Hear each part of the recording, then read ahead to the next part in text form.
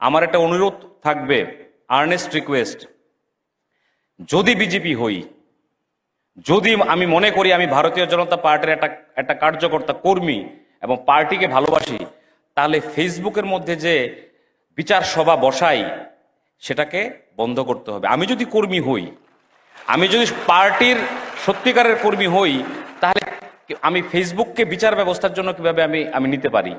আমার বলার জায়গা আছে, আমার ক্ষোভ প্রকাশ করার জায়গা আছে, সেই জায়গায় আমাদের যেতে হবে। আর নাইলে কি হবে, পার্টি কিন্তু এগুলো খুব ক্লোজলি ফলো করে, যে কার অ্যাক্টিভিটিস কি, কে কিরকম করছে।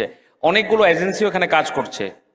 আমি কি করছি, আপনারা কি করছেন, যার যার অ্যাক্টিভিটি সম্পর্কে কিন্তু আমাদের কেন্দ্রীয় নেতৃত্ব তারা পুঙ্খানুপুঙ্খানু তারা খোঁজ খবর রাখে। তো ফেসবুকে যদি আমি আমার পার্টিকে ভালোবাসি, আমি যদি একটা ঊর্ধ্বতন কর্তৃপক্ষ সম্পর্কে লিখে দিলাম ফেসবুকে, তাহলে কি এটা পার্টির জন্য ভালো হবে? এটা তো পার্টির জন্য ভালো হবে না। তাহলে এটা কোন বিজেপি করি আমরা?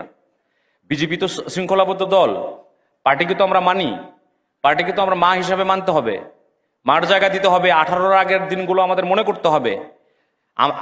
অনেক দল, অন্য দল আমরা করতাম, যদিও বিশ্লেষণের জায়গা নেই, তাও বলছি আজকের দিনে।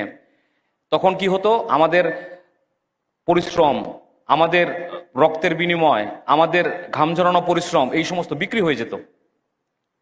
এবং ওই দলে কি, অন্যান্য দলগুলোতে কি আছে? অবিশ্বাস, বিশ্বাসঘাতকতা এবং নৈতিকতার বাইরে কাজকর্ম। আর ভারতীয় জনতা পার্টি আশা, আলো, বিশ্বাস, অগ্রগতি। তাহলে পার্টিকে যদি ভালোবাসি, পার্টিকে যদি মা হিসেবে ভাবি, আমাদের পার্টির এগেস্টে কোনোদিনও কোনো কিছু বলা যাবে না, এবং পার্টিকে আমরা আমাদের সমৃদ্ধ করতে হবে, শক্তিশালী করতে হবে। এবং ফেসবুকের ইউজেস আমরা কখন, কোথায়, কিভাবে করব, এটাও আমাদের জানা উচিত। অনেক গুরুত্বপূর্ণ দায়িত্ববান কার্যকর্তারাও আমরা দেখি অনেক সময় ফেসবুকে আপনারা এরকম করেন। এগুলো সম্পর্কে কিন্তু দলগতভাবেও আগামী দিন কড়া ব্যবস্থা নেওয়া হবে।